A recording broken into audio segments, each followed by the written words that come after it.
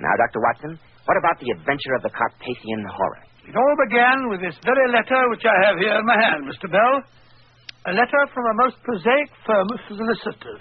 Holmes and I were at breakfast one spring morning in June 902, shortly after the end of the South African War. Holmes had been bored and restless since the conclusion of our last case, and this was the first time that I'd heard him laugh for days. I must say, Watson, that the Morning Post has brought at least one unusual communication. For a mixture of the modern and the medieval, of the practical and the wildly fanciful, this letter is really the limit. Oh? Why, Holmes? Listen. 24 Gray's Inn, London, June the 4th. Re-vampires. Re-what? Re-vampires. The legal mind is always precise, no matter how odd the subject. The letter goes on as follows. Mr. Sherlock Holmes, Sir, our client, Count Paul Romany of Grasnia in Carpathia, whose trustees we are, has made inquiry from us in the communication of even date concerning vampires and demoniac possession. As our firm specializes entirely in trusteeships and chancery work, the matter hardly comes within our purview, and we trust that you will be able to take the matter in hand. We hope you will call upon us at your earliest convenience with a view toward undertaking the case. Please ask for our Mr. Atterbury. We remain, sir, faithfully yours, Wilkinson, Entwistle, and Dodd. God, Holmes, that's the weirdest farrago of legal jargon and sheer nonsense that I've ever heard. I wonder, Watson. The mention of Carpathia is most significant. Significant of what? For one thing, that remote and mountainous section of southeastern Europe has been the stronghold for centuries of all the legends of vampirism. Oh, rubbish. Oh, come, Watson. Where's your spirit of adventure? After weeks of lying in the doldrums, here's a fresh breeze from the unexpected environs of Gray's Inn. Come on, it's a beautiful morning for a walk. Where to? Wilkinson, Entwistle, and Dodd. And then, I hope, Carpathia.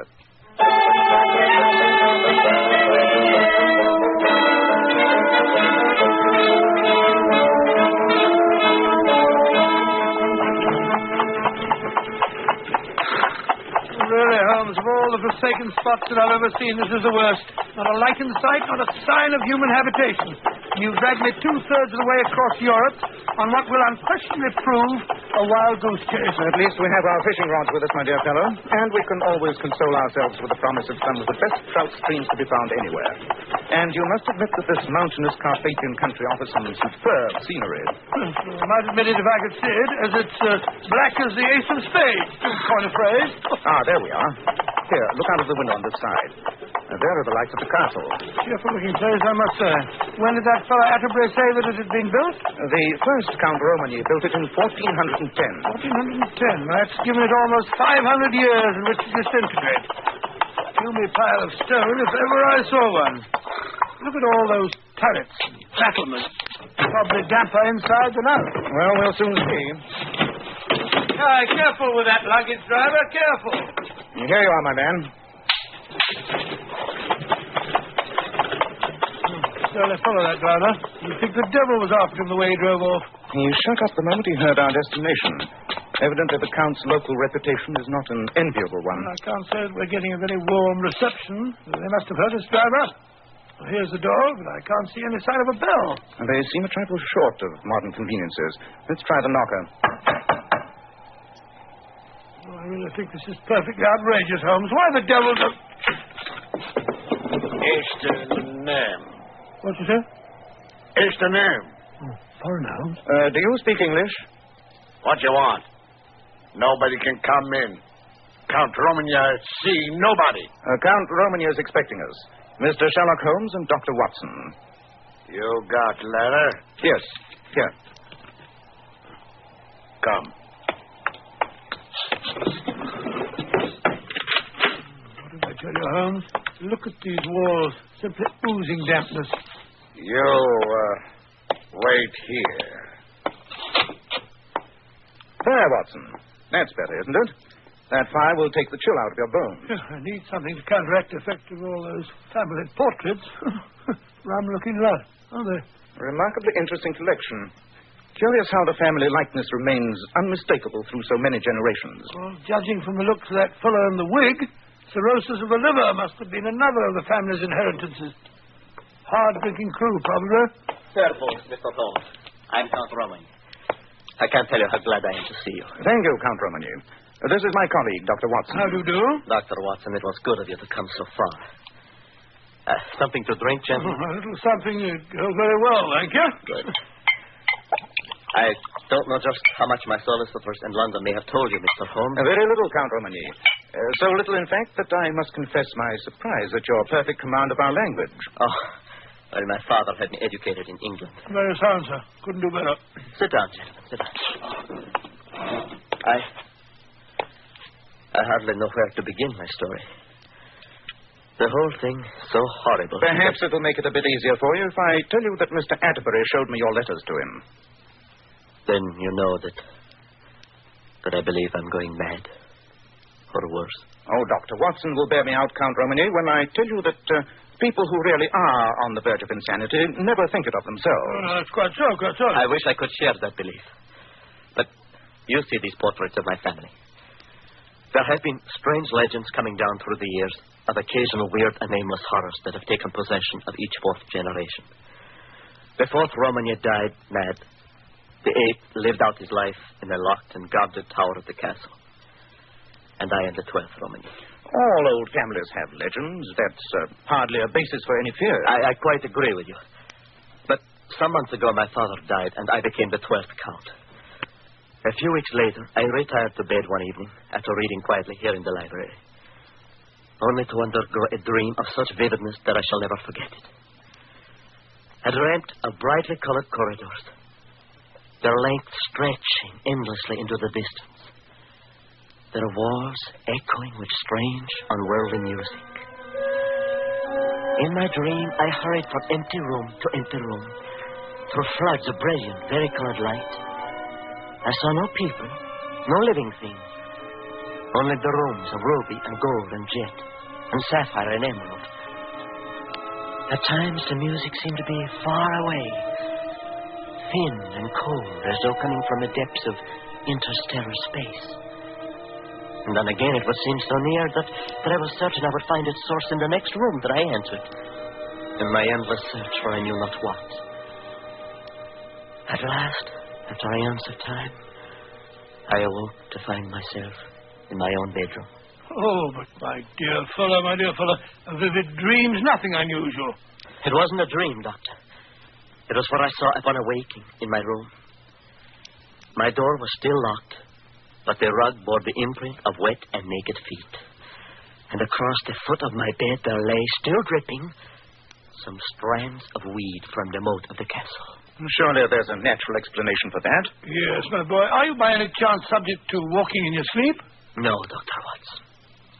And even if I were, I could not have walked through a locked and bolted door. And the windows? The windows of my room give on the wall of the castle that drops sheer for 60 feet. Nothing but a fly could go up or down. Well, Mr. Holmes, the next morning, a dog belonging to one of the local woodcutters was found dead in the castle moat, and with no blood left in his body. And the next time, Count Romany, I'm certain there must have been repetitions to bring you to your present fear. The next dream came a few weeks later. Again, I saw the brilliantly colored rooms. Again, I heard the unearthly music. And when you awoke? I was in my bed. And for a moment, I thought that nothing was wrong. Then, when I turned up the lamp, I saw streaks of gray across my bedspread and grayish footprints upon the rug. Dust? Dust, Mr. Holmes. And a moment later, I received horrible confirmation of its source. For lying beside me on the pillow was the heavy, ancient, wrought-iron key which unlocks the burial vaults of the Roman Empire. Extraordinary thing. Since your action in sending for me shows that you don't lack for moral courage, Count Romany, I'm certain that you paid an immediate visit to your family vault. Quite right, Mr. Holmes, quite right. In the company of my cousin Peter and several of the servants, and with torches to light our way, we visited the subterranean vault which is cut into the mountainside under the castle. And you found? We found that the coffins of the 4th and 8th Count Romany had been opened, their lids shoved aside, and the bones of my ancestors tumbled out upon the stone floor. Here, my boy. Here. Drink this. You'll feel better. Thank you, Doctor. Well, now you understand, Mr. Holmes, why I sent for you. I do indeed.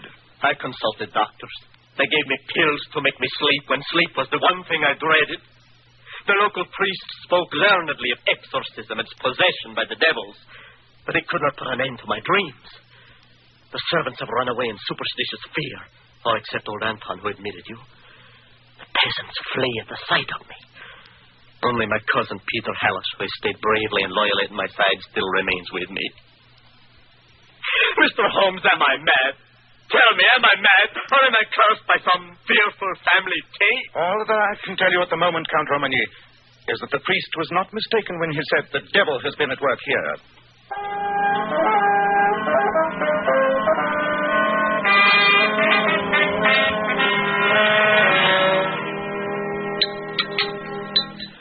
I must apologize, gentlemen, for our limited cuisine.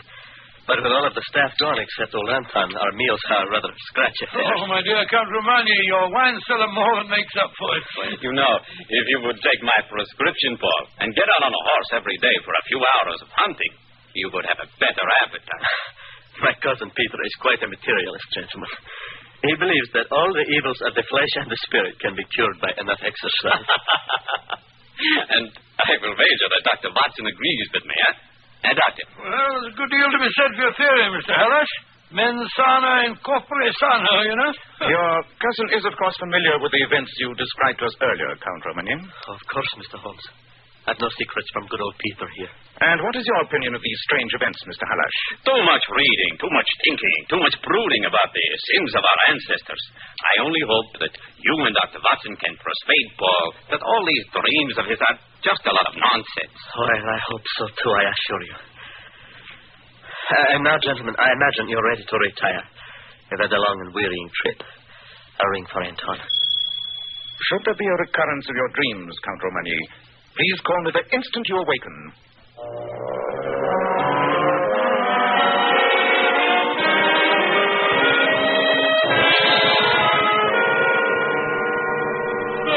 Well, damp walls or no damp walls, I shall have no trouble sleeping tonight. I'm afraid you will, Watson. What?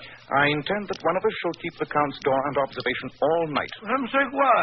There's no doubt in your mind the poor chap is definitely unbalanced, is there? Is that your opinion? Certainly. Careless cake of delusions I overheard. Poor chap's absolutely certifiable. Nevertheless, Watson, we shall keep watch. I'll take the first, and I shall call you at midnight.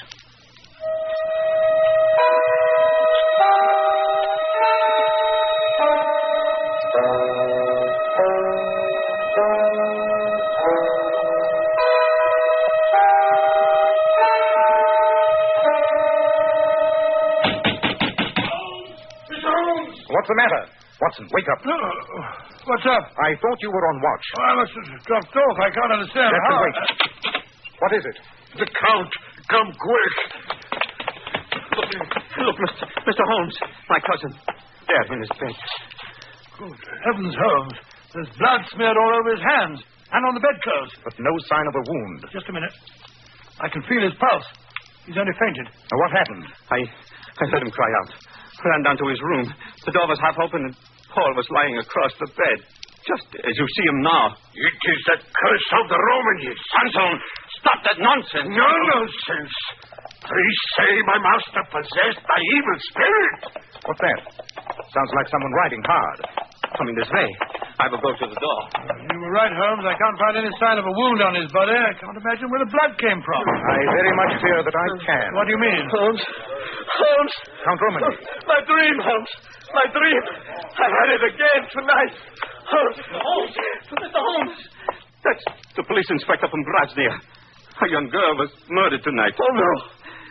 And the prints of a man's naked feet led directly here to the castle.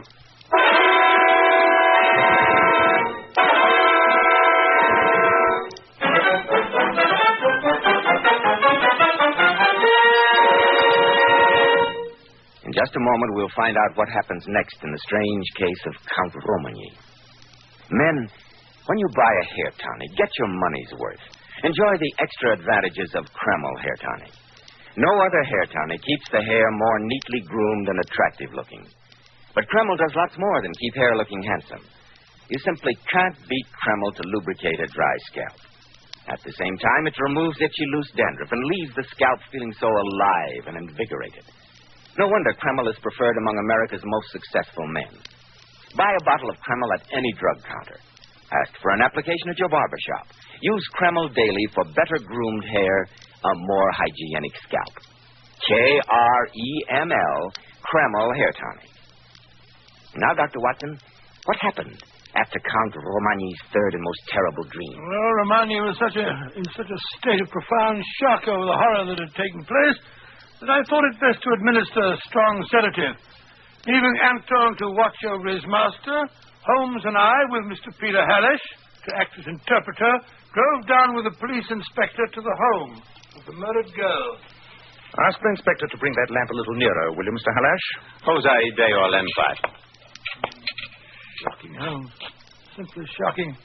Her injuries look as though they'd been done by a wild animal. You're quite right, Watson. My poor cousin. No court could hold him legally responsible. He'd have to be put away, of course. Hello, what's all that shouting outside? It's the peasants. The news must have spread. They're shouting, "To each our fellow Koschstate, burn the castle! Panalo Vampira! Death to the vampire! Hakasuksel! Hang him!" Well, Holmes, we'd better drive back to the castle immediately. That mob's in an angry temper. They mustn't be allowed to wreak their vengeance on that poor mad boy. Quite right, Watson. I've seen all I wish to hear. Come, Mr. Hallish. We'd better be getting back to the castle just as fast as we can.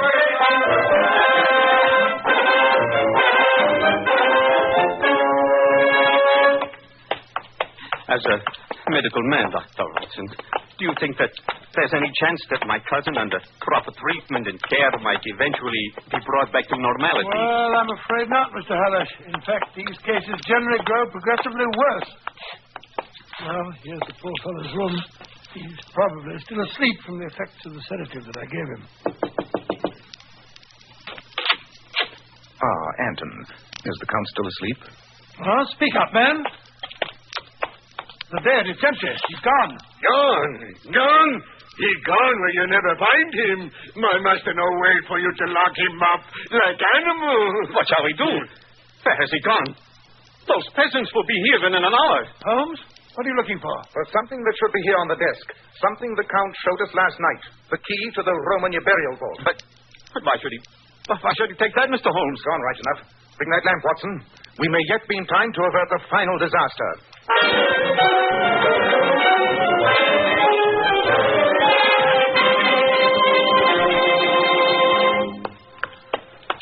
Careful, Doctor.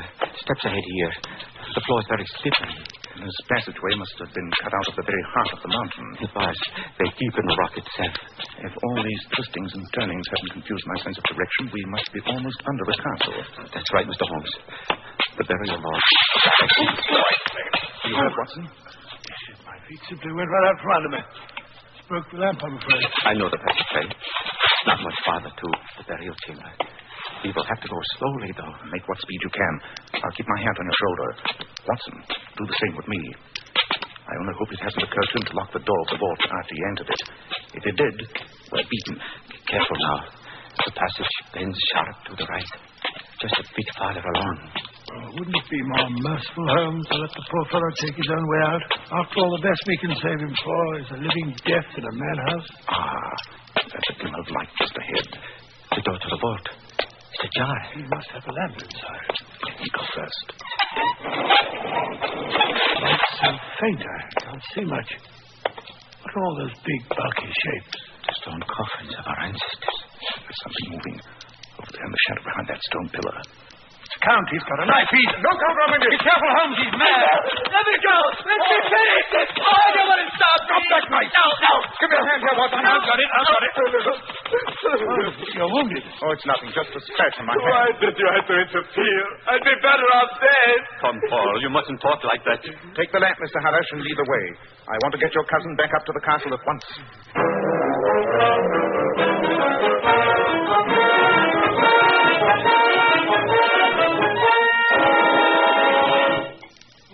It's against my rule to take a drink before breakfast, but this morning I'll break that rule. Thank you, Anton.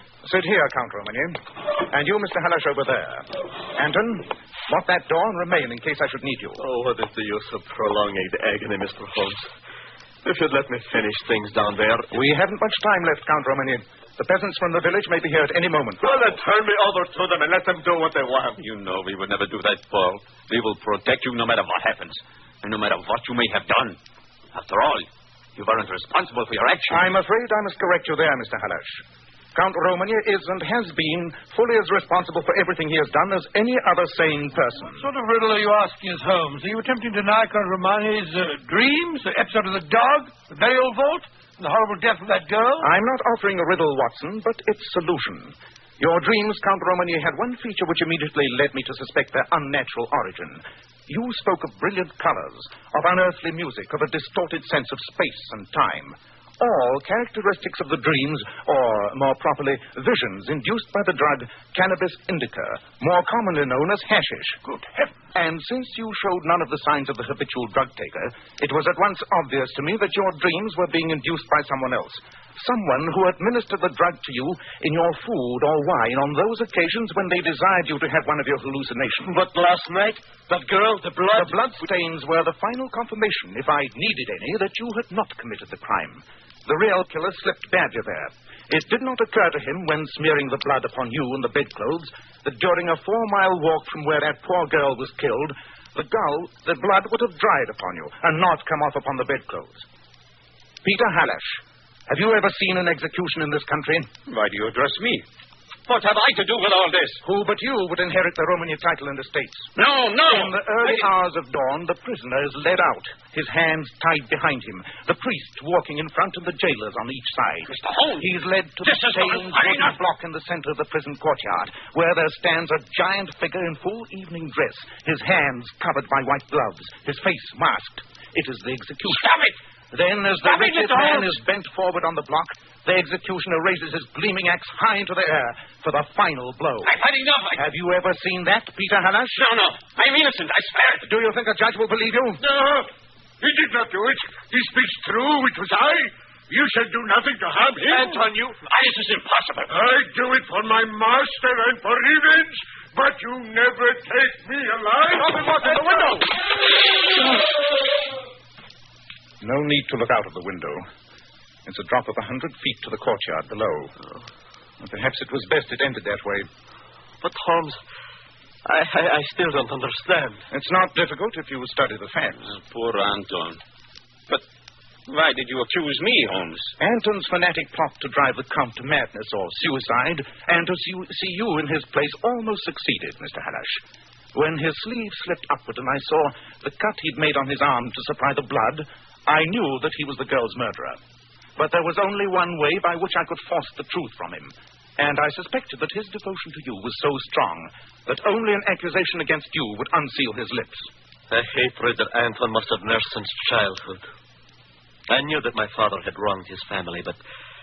Well, I thought that was all dead and buried history. Not to a fanatical Carpathian peasant, Count Romani. Mr. Holmes, you've given me back my life, my sanity. There was never any question of your sanity, Count Romani. I saw that from the moment you first told me about the story of your dreams. Nevertheless, I don't know how I can ever thank you properly. If you and your cousin will introduce Watson and myself to some of your famous local fishing, I'll consider it thanks enough. And that reminds me, Watson, would you mind taking down a telegram for me? This little cut momentarily precludes the use of my right hand. Telegram? Of course, Holmes. Oh, you'll find pen and ink on the table there. All ready. Who's it to? Messrs. Wilkinson, Entwistle and Dodd, Gray's Inn, London, England. How do you spell Dodd? 2 Ds, Watson. Re-vampires. Gentlemen, I take pleasure in informing you that I have brought the matter of your client, Count Paul Romani, to a satisfactory conclusion. Trusting to be favored by you with any further such commissions that may arise, I remain your obedient servant, Sherlock Holmes.